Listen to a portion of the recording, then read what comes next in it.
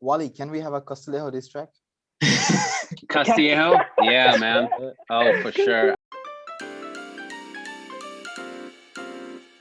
Episode number 2. Last week, unfortunately, it is a loss for Milan, a 2-0 loss to Spezia. And reviewing that with me is going to be Rid. Hello, everyone.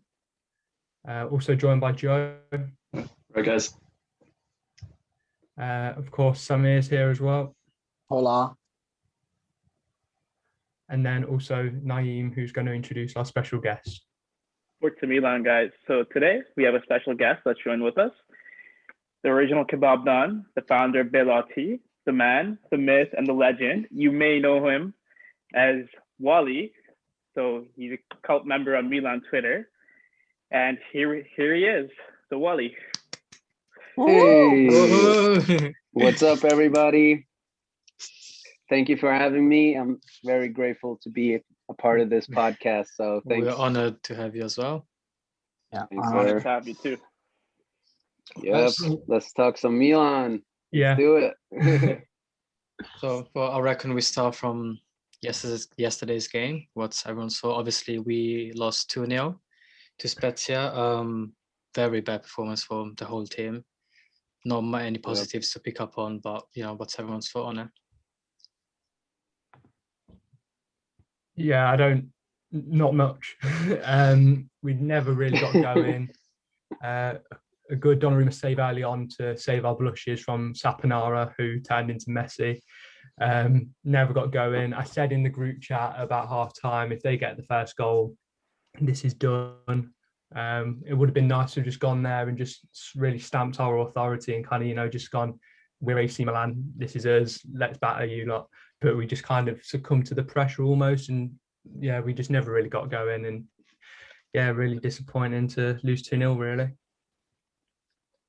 Yeah, I agree with you, Matt. I think it was a very, very bad game from start to finish, honestly.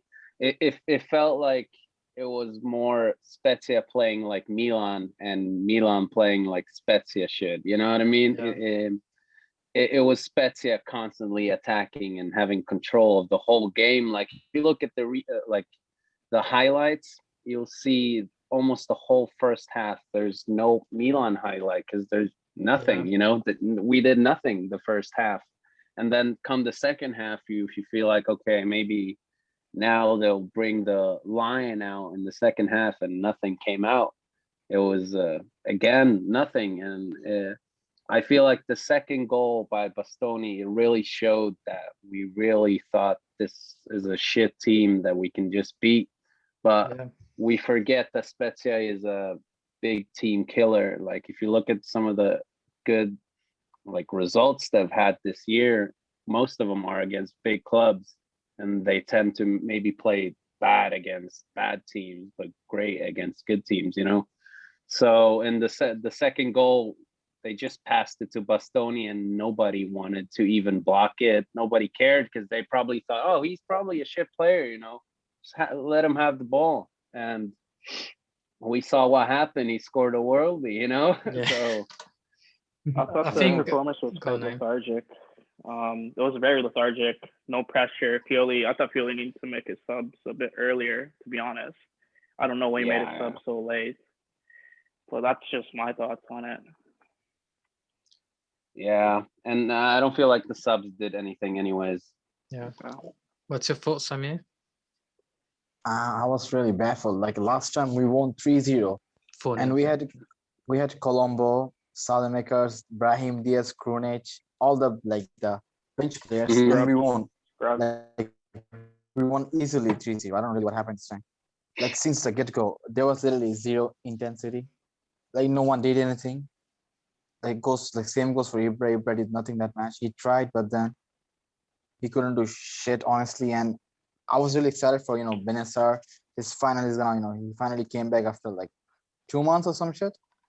I thought finally, okay, this guy and Kessie is gonna do something. They did nothing. And Benacer had a really, really, really bad game. And the worst I think has to be Dalot. He was not good at all. I don't know what happened to him. To me, it feels like he plays better as a left back than a right back. Yeah. Like Yeah, I fully agree on that one. yeah. Yeah. So it was just anyone else got any thoughts? Yeah, I mean, basically, I just thought this game, it looked as if every single Spezia player had been told by the coach Vincenzo Italiano that he'd kidnapped their families, and if they don't win tonight, they'll never see them again. And whereas we just looked like we literally just looked like, I don't know, it was just really weird. It's like every single Spezia pass was being completed perfectly, every play, every tackle. It was like you're on FIFA and you're playing on like the hardest mode or something, and it just nothing worked. It's a very weird game. I couldn't believe what I was seeing. But yeah, I mean, it's kind of hard to talk about. I mean, props to Spezia, because I think no one mentioned we had 0 shots in target the whole game. Which, if you think about it, it's man, that's terrible. Embarrassing. Yeah, having like 4 players offensively minded. It's just, against all respects to La Spezia, but 0 shots on target, that's terrible. That's disgusting, if I have to be honest. And remember, they arguably didn't even have their best player, Pobega, playing the game, like. They had 5 or 6 injuries as well. That's what the Yeah, they didn't even play with. They also have a Bulgarian striker named Galabinov, who's filthy, and he didn't even play. They had Agudelo, and somehow he became, the craziest player I've ever seen in my life. Where did this guy come from? But apparently, with that mentality, the pitch was slippery too, right? Like Agudelo was Romagnoli slipped early on that game. Yeah, I mean, I think the pitch condition wasn't very good. From what I heard, it's like, I think it does make a difference if you're used to playing at like San Siro and you've got, this brilliant pitch, and it's huge as well. Whereas like you're in a smaller stadium, you've got a team that know exactly how they're going to play, and they know their ground. And it's not an excuse to say it was bad pitch. Therefore we should expect a bad performance. But it might have been a contributing factor, but you never know. Yeah, I mean, props to Spezia as well, because they played high pressure 90 minutes non-stop. Like, I watched the first, I was like, okay, they're gonna come down second half, we can play our own game. They were running till the 93rd minute, no stopping. So props to them. They were men marking Hakan. He literally couldn't go anywhere. There was a player which was literally just shadows. So props to him and the coach Italiano, who prepared the game perfectly. Like, GG to them, hats off, and all we can do is just forget about it and hopefully move on. He was quite energetic on the touchline too, Italiano. He was moving up and down. I like that. I like that shit. Yeah. Well, since we have Wally, we thought we'll get some questions as well. We were hoping to have a better environment after a win, but doesn't always happen. So we got a lot of questions for Wally, for everyone else, and we're just going to spend the rest of the podcast answering them for everyone. Hell yeah, let's go. All right, so I'll ask the first one. So which left back would you realistically like to see to be a deputy for Theo? This is from @Milano Out Loud. So thank you for the question. What's everyone's thoughts on it?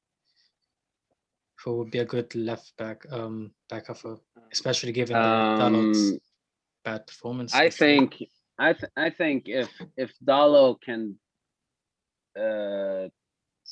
look himself in the mirror and say, you are a better left back than a right back, and you're not a right back. If he can admit that shit to himself, then I would like Dalo at left back.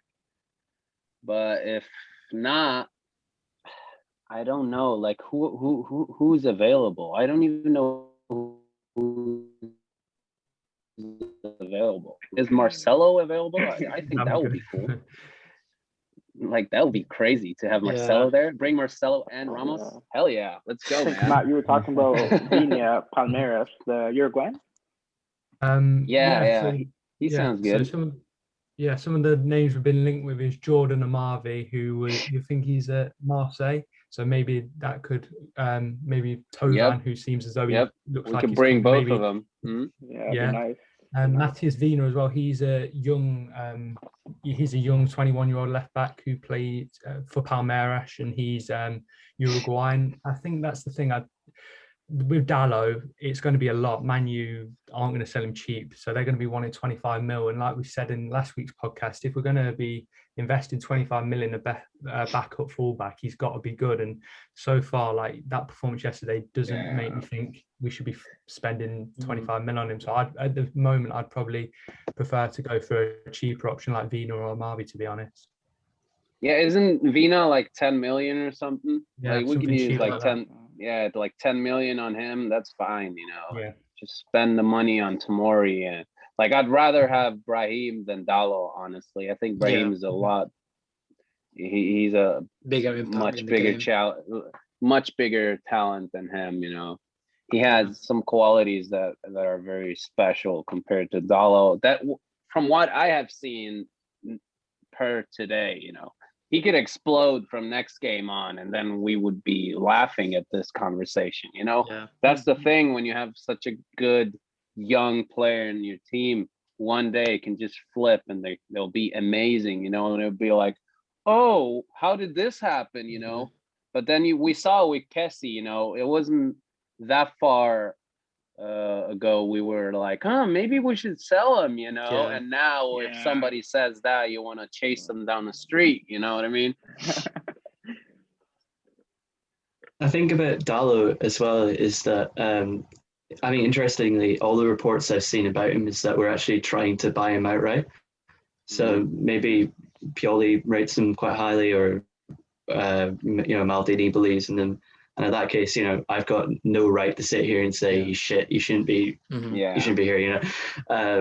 But I mean, as for options, I wondered if Fauzi Gulam from Napoli could potentially be one, or if he's completely finished now. He would be. He'd be sick. I mean, he would be a cheap option for a couple of seasons. Yeah, wouldn't mind having him. He was the best left back in the league. 4 years ago, something like that. He barely plays now. I think Can we talk about Tomori? Yeah, I'll just make a point about Dallo quickly. I think the only redeeming factor is he's only 21 as well. So obviously he's been terrible yesterday, I'll admit it, and he hasn't looked great for the whole season. But he's only 21, and you know, I think there's definitely something in him. Like with that game he played, can't remember against who, but in the Europa League where he scored and had an assist. He looked really good. But in that game he played left back. That's what I'm saying. When he plays left back, he plays great. Yeah. When he plays right back, that's when it doesn't look like the thing that we want, you know. Yeah, so I think I would just have to agree with Wally. I think if he gets moved to left back and he drops the performances he was dropping back then I think he should be the deputy. Easy. Yeah, what were we saying, Naim? Fikayo Tomori, I was really impressed when he got on. He's quick. He had this one challenge. It was perfectly timed. You know, he got the ball. He floored the player. There was no foul whatsoever. The commentator was right on that too. He went down. I think he was tracking down Saponara or whoever their left winger was, and he made some good challenges. He looked aggressive. He was fast. So I thought we looked more comfortable with him out there in the time that he did play. Yeah. Should we move on to the next question? Yep. So this is from Forza Milan Sempre. So thank you for the question. So he's asking, since when we all started supporting Milan, and our top 3 favorite Milan players of all time. So we should go around and just quickly answer that. Naim, you want to go first? Yep. I think top 3 Milan players favorite of all time is Maldini, Kaká, and Gattuso. Yep, nice. For me. Wally, since you're the guest here. For me, top 3 would be Rui Costa, because he made me a Milan fan. I can say the story after.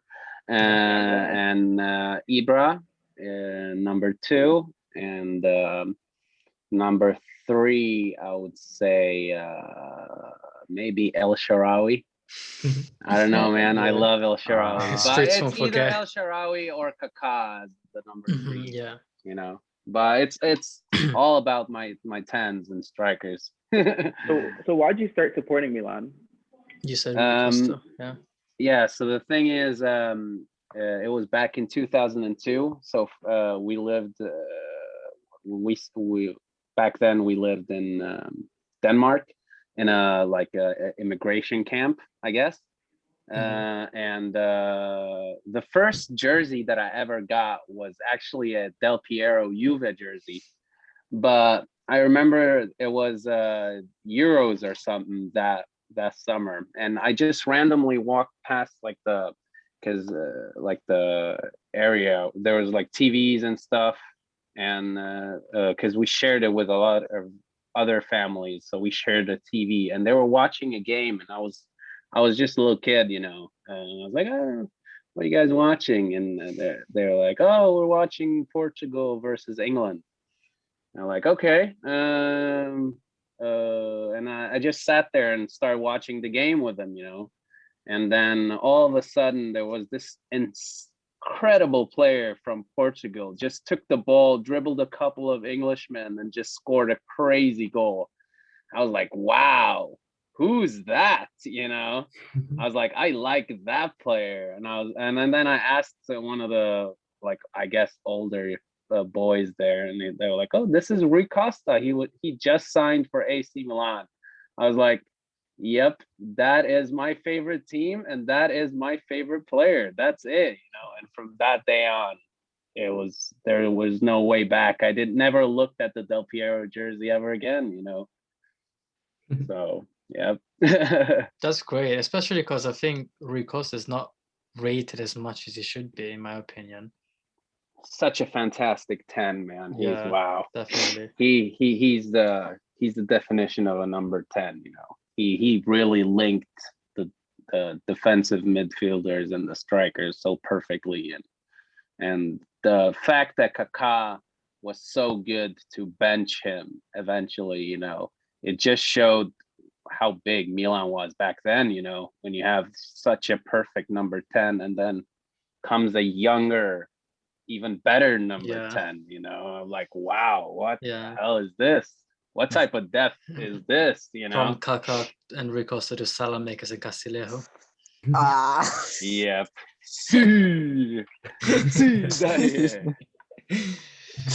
That's lovely. Samir, your top three? It has to be first Kaká. He's my idol. He's the reason I started watching football in the first place. And second has to be Zlatan. And third is either Nesta or Gattuso. Yeah. Joe? And I started watching Milan because of PES 2008. I used to go over my friend's place. We used to play that all the time. We used to support Argentina. I used to support Brazil, Kaká, Messi, and okay, where does Kaká play? Oh, AC Milan. Okay. Then I started supporting the team, and since then, Milan. Yeah. Yep. Perfect, man. Love it. Yeah. Joe? I think Joe wants to go. Yeah, my top three, probably Seedorf, I think, was a big one for me. I used to really like him. I always remember that game against Arsenal in the Champions League. I think it was 2012, and there was an old Seedorf, and he was still the best player in the pitch or something. It was great. Kaká probably as well. Everyone said Kaká, but I can't lie. And perhaps more controversially, I'd probably say one of the players that got me into Milan at the time was Pirlo. But now that obviously shit happened, I can't say that anymore. Just a couple of things happen in between. Yeah, so I wouldn't say that anymore. But I would be lying if I said that he wasn't a player that I really liked. Yeah. Yeah, I guess. And I guess my story of how I started. Oh, sorry. But then, go on.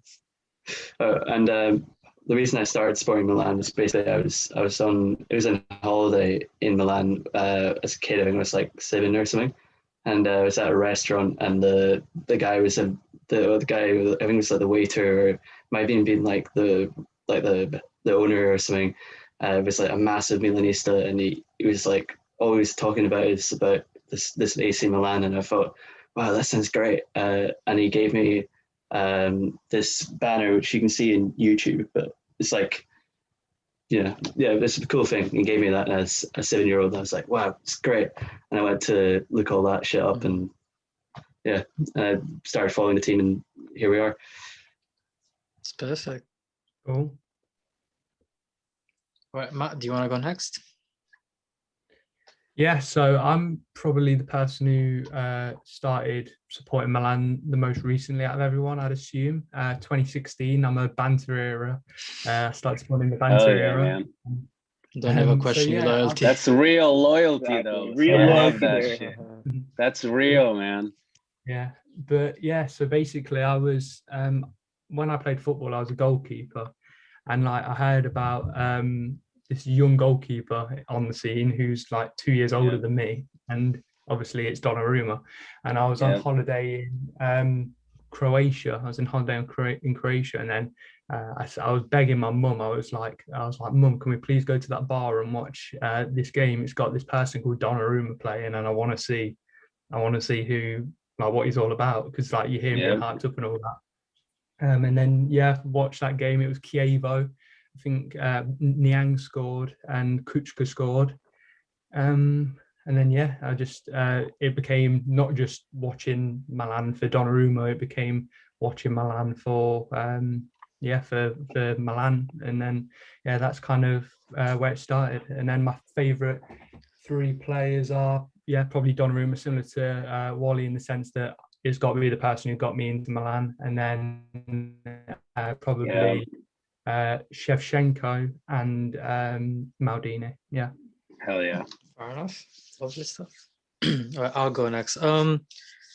So okay, the main reason why I became Milan fan is because of my dad. He used to work in a restaurant in Milan, because we used to live in Milan, which is actually owned by Clarence Seedorf. Ooh. Yeah, so my dad was around Clarence Seedorf quite a lot and stuff. At the time, my dad wasn't, I don't think he was a big fan of football at that time, but once he got into the job and started researching everyone, started watching the AC Milan games. And then as I was growing up, he would just make me sit there and just watch matches. And before I realized that I was watching matches by myself and just never stopped. And so that's just because of my dad, pretty much. And my top three players would probably have to be Kaká. I know everyone pretty much says it, but can't not say him. Zlatan as well. Being a big fan, his Inter days, like I used to be a closeted Zlatan fan because I used to play for Inter and I wouldn't be allowed to say it.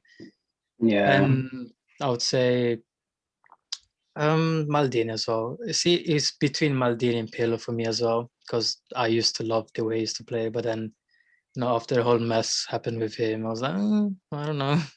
But as a player, amazing.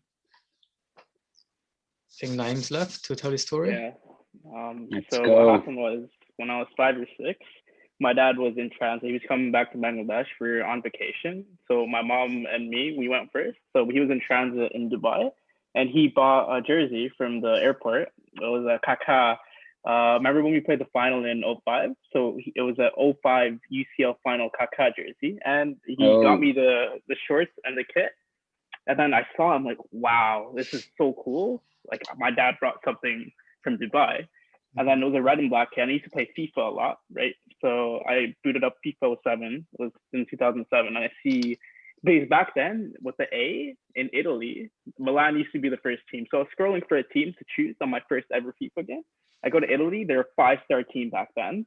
Like, whoa, 5 stars, it's probably good. And then I match it with the jersey, I'm like, whoa. And then I see Kaká on the game, and I match it with the jersey too. Like, wait, this is the player I have on the back. And I just started using him. And that same year, we watched, my whole family watched UCL final because they all love football. And then I'm seeing Kaká in that final in 07. I'm like, wow, this is the dude I have on the back of my jersey. And ever since then, because of Kaká and that jersey, it's been Milan. Do you still have the jersey? No, my mom threw it away, unfortunately. I'm still off at her. I was about to offer everything you wanted for it. I wish I had it too. Yeah. Well, some lovely stories. Yeah. Should we move on to the next question? So this question is from Farinho. Shout out to him. He also started a new project recently, so if anyone's listening, go check him out. Shout out Farinho. Definitely go check him out. Great guy. So question is, if/when Milan get into the UCL next season, what do you think the expectation regarding how deep in the competition they should go is? That's a great question. Wally, do you Yeah. want to answer? Yeah, I think at least past the group stages, because we're still Milan, so it doesn't matter if we haven't been there for 9 years. People are already scared. You know, they don't like to see us at the top. They don't really want us to be in the Yeah. Champions League. You know, That's what everything is Guardiola always used to against say. us. So, you know, every time they'll play against Milan, they will play as if it's a Champions League final for them, because they know what it means to play against Milan. So hopefully, I hope we buy players in the summer that really want to play for Milan. You know, they really want to bleed for our team. And I think if we invest good and smart in the summer, I think we should at least get to the quarterfinals. Yeah. Samir, what do you think are our expectations? Like passing the group stages, obviously we can't be Inter. Last 2 seasons, you know, they did nothing. So you know, we're Milan. Probably, you know, go through group stages. You know, probably go. I think we can go till quarterfinal with Yeah. this current squad if we have a right back. Yeah. I think, you know, really try, you know, and for getting players. What did he say? Okay, just expectation, right? Yeah, I Yeah, think we can. Expectations, yeah. Yeah, if we go all in, yep, we can go till quarterfinal. For that, we really need an RP. I'm sorry, an left wing.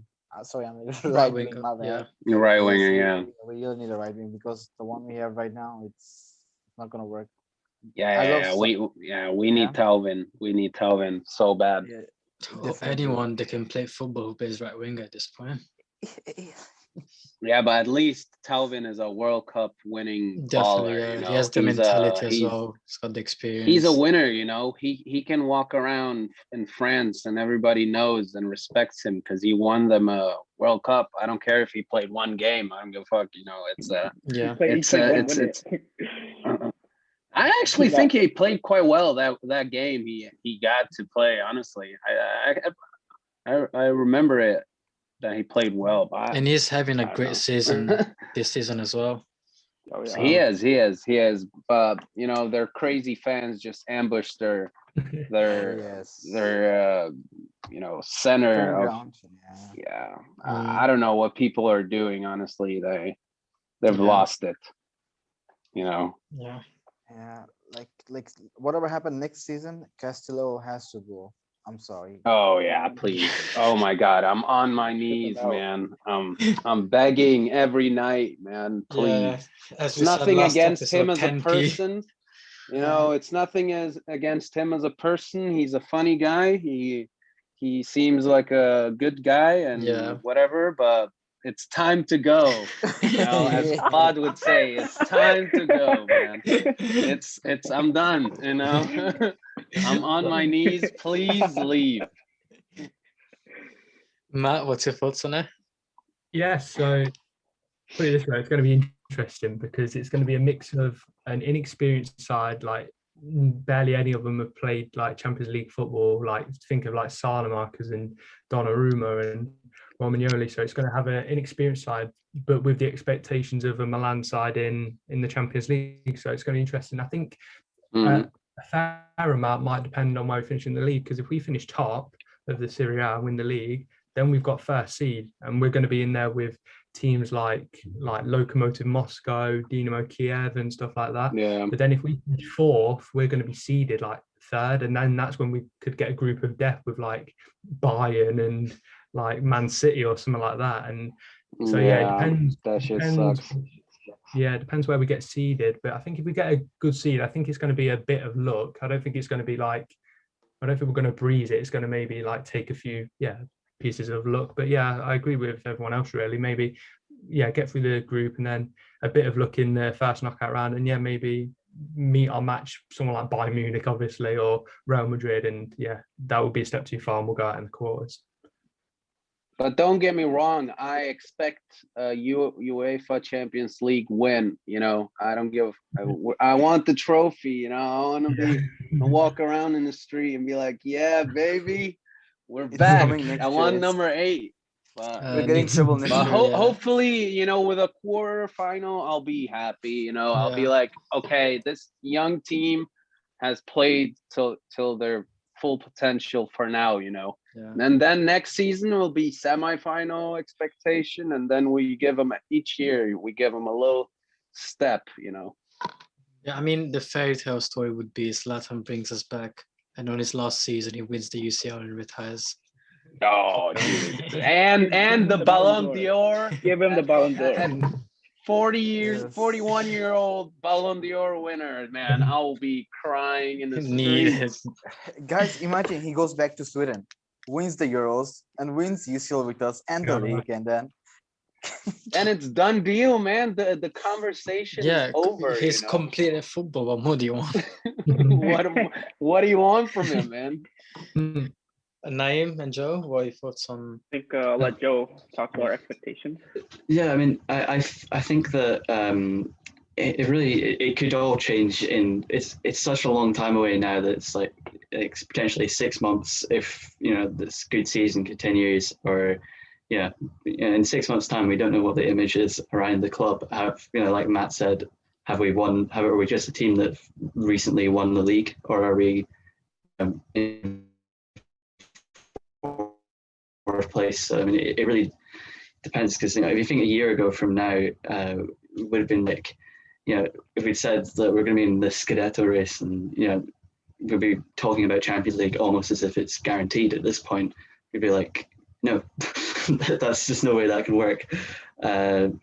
So it depends, and I think ultimately anything, I just want to see us get beat by a good team if we are to go out.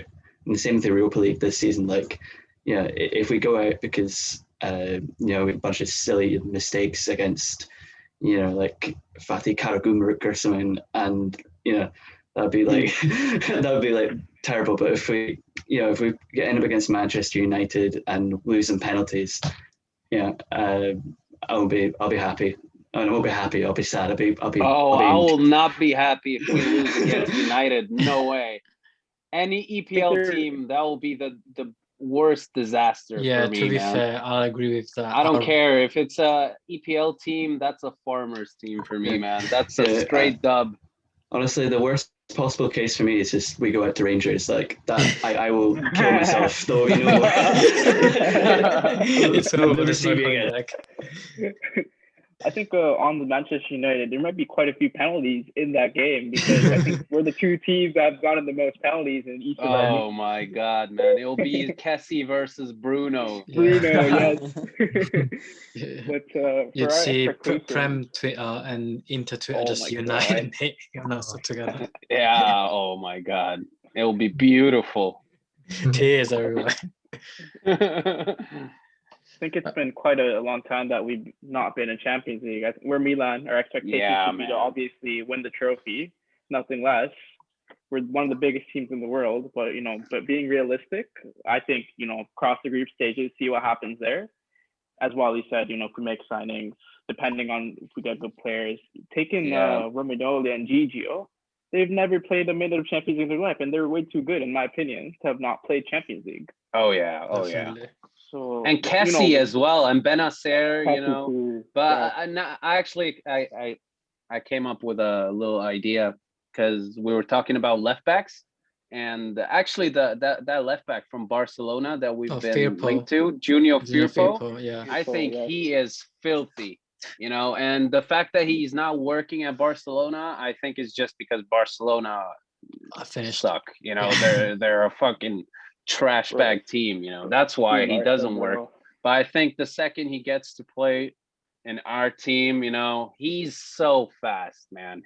He Teo will get a real competition on who's the fastest, because Firpo he's lightning, So if there's a player I want, but I don't know what the price was for him, like 20 million. I feel like that's 25. Fair, because he would be a competitor for Teo, and I feel like I feel like Theo needs that. You know, last game he lost the ball and they scored. He did that the previous game before that again. You know, it's okay. We try to bat an eye, and every time Calabria does one thing, everybody wants to burn him in the streets. You know, but every time he plays well, nobody gives a damn. You know, Yeah. I feel like it's a little bit biased. You know, I love Theo, but he needs competition too. You know, it's getting too relaxed. He's getting a little bit relaxed, I guess. Another thing, Fikayo Tomori has Champions League experience too. Do you guys see what he did to Hakim Ziyech? I think it was last season. Yeah. Put Ziyech on his abs with a little dribble. So that's some experience. Yeah, man. Hey, what about that left back that Maldini bought in, Milos Kerkez? Oh yeah, from the second Hungarian He looks league, filthy, honestly. He looks like a tricky little left back. Yeah, he does. Yeah. Hopefully he's good. I mean, I do trust the scouting team. They haven't gone wrong recently. Should we have a quick question for Wally. How much are we paying him kebabs is what Carlos is asking. Oh yeah. Let's supply. As long as Hakan keeps scoring, I'll eat kebabs. But it's been a minute, you know. Assist is not the same. Even though I cheat sometimes, and even when he assists, I'm like, it counts. 2 assists counts as a goal. You know what I mean? The next question, we've all answered it in the last podcast. So if you guys want to hear it, check out the first one. But Wally hasn't answered it. So just wanted to get your opinion on who of the loanees we should keep and who we should send back. And this question is from Phoenix Wish, also known as Soham. So yeah. All right. First of all, I think we need to give out our kidney for Tomori, and Chelsea can go and fuck off, you know, because he's our player. There's no more Chelsea ever again, you know. He's gonna be Italiano from now on. You know? It will be Ficaio. No more Big Fic, you know. It'll be Grande Fic from now on. So he's staying, and there's no discussion there, you know. He's staying. He's too good, and I feel like if he learns the thing that Kjaer is the only thing that Kjaer needs, honestly, is Fikayo's pace, and he would be like unimaginably good. You know what I mean? He would be unstoppable because he reads the game so perfect. And so as long as Kjaer can teach Tomori that thing, I think he's essential for the team and for the future. You know, Kjaer is there maybe for a year, 2, 3, but at some point Tomori will be there and step over. I think Brahim is very, very good, but there's no way in hell we should pay 30 million for him, and there's no way we're gonna pay that. And I feel like if Real Madrid are smart, and if Brahim is smart, he will stay. But it all depends on if Real Madrid wants to sell him for 15. I'd go maybe 20 million. Maybe, but it all depends on who else could we buy, you know. I don't know, did Zaccagni sign for Napoli or did he not? The Hellas Verona attacking midfielder, because if he hasn't signed for Napoli, then I would be like, okay, Brahim, it's fine, because he's a baller. To be fair, I doubt Real Madrid would do anything less than 20, because I'm pretty sure they got him from Man City for 19, and we all know Real Madrid, like, they just like that. They wouldn't just so like I don't feel like he's worth more than what Real Madrid paid for him at all, even though I like him very much, and I feel like maybe in a year or 2 he might be worth that, you know. But right now, as of today, I don't feel like he is. So if I have to throw one player home, it might be him, and then the last one would be Dallo, right? Or is Tonali also included? Dallo and Mate. Yeah, I think Tonali on paper he's on loan, but we said he's on loan. But is it obligation to buy, or is it buy? I think it's still an option, but Matt mentioned, like, all the media stuff we've done just feels like he's a Milan player. Yeah, because I listened to the last podcast and I agree with Matt. Why would you do all this media cover and all this stuff just to throw him back to Brescia? I agree. So I think he 100% stays. He's a prodigy and he's Gattuso's the next Gattuso, man. He needs to grow up here and he'll find his ground. I feel like last game Benacer did not play that well, and Tonali hasn't been that bad lately. It's just people are very critical and skeptic about Tonali because he's expensive. And the expectations they put on him, and they expect so much from him. But remember, we stole him from Inter, and already that's a big plus. So Meite, as of today, I think he's trash. I'm sorry, but he's horrible, and I feel like we should have rather brought back Pobega than bring this dude on loan. What's the point? Why is Pobega sitting on the bench at Spezia? Sit on the bench for us instead, man. He's okay. I like Pobega, so I feel like Meite, 8 million. He's all right, but I feel like that money could be spent on something else, And Dallo, if he starts playing at left back, 25 million for sure. The same as I would pay for Firpo, but if he still has this obsession of becoming a right back, and I feel like Calabria is playing fantastically. He's playing so well, and there's no point in trying to destroy that. We have Kalulu there who can play there. I feel like Kalulu is a big talent, and we should focus on having him. Homegrown talent. Let's go. Yeah, sounds good. Yep. I guess we can move on. One question I really want to ask: do you have any Milan tattoos? That's from Shweta95. I think that's how you pronounce it. Yep. Do you? I do. I have it on my back. Do you guys want to see it?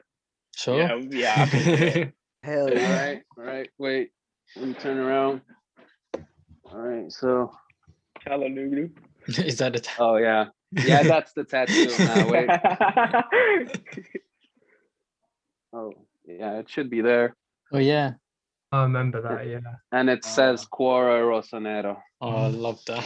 Which people, if people don't know what that means, heart of red and black. Love that. In Italiano. And he also asked, are you planning to get any new ones? Should we win any trophies? Yeah, man. I still feel like I need. There's a special moment that I want, like a picture of that moment when Boateng did Michael Jackson. Yeah, and all the players are in the background. I think that's a cool ass tattoo to have. Yeah, definitely. So let's move on. Yep. Wally. Actually, a neat one is he has no question, but please tell Wally I love him from Bonaventura. Oh, hey. He said he loves you. Tell him I love him too, man. We will. Another question from Mon Saifili. I think that's how you say. Great guy. With the Scudetto looking very tight, when is the next album release, Wally? Where is the content?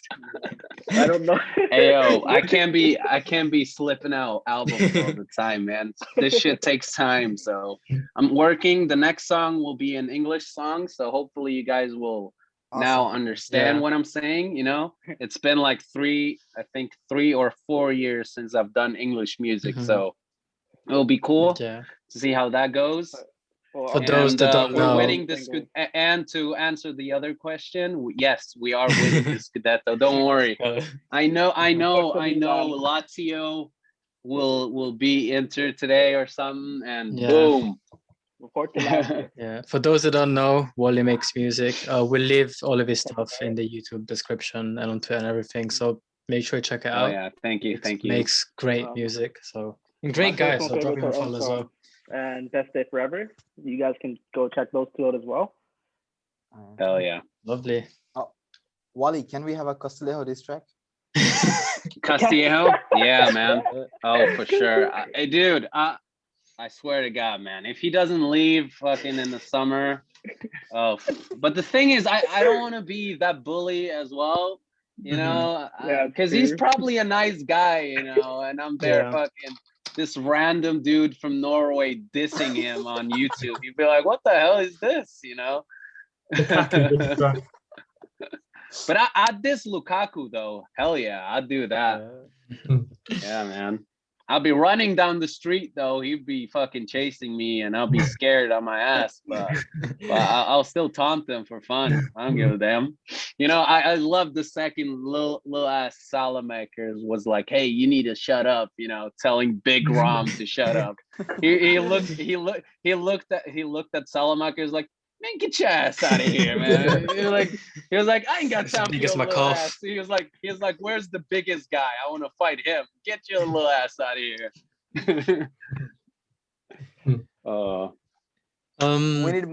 We need more of that for the next derby. Yeah, man. I love that. I love that shit. You know, the drama. Dude. Dude, if the stadium would have been packed, we all would have been, oh, what did they say to each other? You know, it wouldn't have been, you know, Italian FA racial slur accusation bullshit. Dude, come on, man. People are, you know, they're just arguing, you know, nobody's gonna do shit, nobody's gonna fight in the tunnel. We all know nothing is gonna happen, you know. Like everybody that has played football in their life has probably been on a pitch where somebody argues with each other and says, you know, stuff to each other, you know, it happens. And then after the game, it's over, you know, you don't care. You go back home, you eat popcorn, you know, it's not like they you know, they went home and started crying about the fight, you know, nobody cares. You know, the only person crying was Salamakers. Yep. Lukaku tossed his hand away. Yeah, man. Funny. But I really hope we start the match. Like match starts, Zlatan calls him donkey, and you know, that'd be the best. But he is a donkey, so there's no point. His first touch is like a donkey.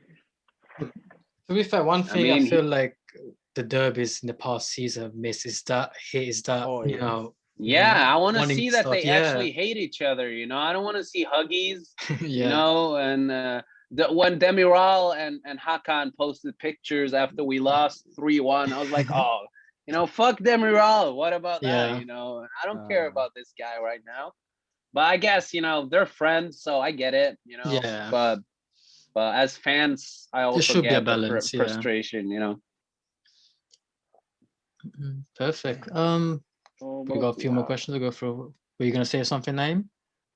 Yeah, we see Salamakers featuring Liao featuring Wally track down the road. Man. Dude, I keep messaging these motherfuckers and they all air me every day. What the hell is wrong, dude? I'm just trying to be nice. I'm like, hey, let's do some, boys, and they're like, nah, fuck you, man. Yeah. Like, okay, bro, they're scared of you. They're scared of you. They know you will take out the spotlight. Exactly. It's all right, man. It's fair. It's a fair game. Yeah. Probably one of the last few serious questions. Yeah, going to do a few more. I mean, one question I think I'd like us to discuss is: will Inter's lack of UCL give them advantage to win the Scudetto? Thoughts on that, Joe? I mean, I don't think there is any advantage with being out of competitions, but at the same time, there kind of is, because they've got the space and they're going to be really focused on it. And I think Conte's job probably depends on whether he wins it or not. It's Inter Scudetto to lose. Like, I mean, if they lose it, I'm not sure they'll sack him, because I think financially, that's going to be crazy. 12 million. Remember with Chelsea, they struggled to sack him and went through a whole legal process. So yeah. if they don't win the Scudetto, there's definitely going to be some legal drama and some there's going to be some drama. Yeah. Thoughts on this, Samir? I think it's the title is theirs to lose. Honestly, they have nothing to play for except the title. Yeah. So and of course it's a huge advantage. They have matches every other week. They have an entire week for rest. Like Milan will have Europa, so we will play every 3 days, and Inter will have a full day week for almost every match, right till the end. And Inter has a bad depth to start with, in my opinion, in their team. So yeah. Wally, thoughts on that? I pretty much agree with you guys. I think it's Inter's Scudetto to lose. I think starting off this season, if you guys would have told me that we would be first, I wouldn't have believed you. And especially I wouldn't have believed you a year ago, and especially not 2 years ago, So I feel like I'm loving every second I have on the top, and I'll act as the champion as long as we're on the top, and I'll talk shit. But if we don't win the Scudetto, it won't be a failed season, because I feel like every season you progress in the rankings, in the league, you improve, and that's what I want to see from our team. I want to see us improve. I want to see us every season be better than last season, learn from our mistakes that we had last season and do it better this season. And this season we've exploded, pretty much the same as we ended last season. We continued this season, and now we struggle a little bit. We have a couple of injuries, but I feel like if we kick it off again like we did, we've been doing all year, and I don't feel like that's a scenario that's very unlikely, because I think that we still have it in us. We're a very good team, and I feel like we could win the title for sure. But it all depends on how much does the guys want it, And I feel like they showed it in the start of the season that they wanted it, even when the bench players came on, even when the Calabria had to play center mid. Every game we show it. Besides really this last game, this is the only game I feel like we've lost and we haven't tried to win, but that could be a fluke, next game we could play and destroy the next team, and we would forget, because usually in sports you have short-term memory, you remember only your last game, and imagine 2 wins in a row. Now we beat Roma and Inter, and then all of a sudden people will be like, oh wait, again they'll be like, maybe they should win the title, So if we don't, Inter will probably get it. I don't think Juventus will win it at all. I don't think they have a coach. They don't have a coach, because Pirlo is not a coach for me. If you don't have your license as a coach and you just get a job because of your reputation, oh, come on, man. I'm sorry, but I just don't feel like he's a coach. So Juve won't do it. Maybe Inter, but I feel like Conte is a ticking bomb. So it all depends on us. Like if we start choking now, Inter will probably get it, and we'll get maybe second or third. But if not,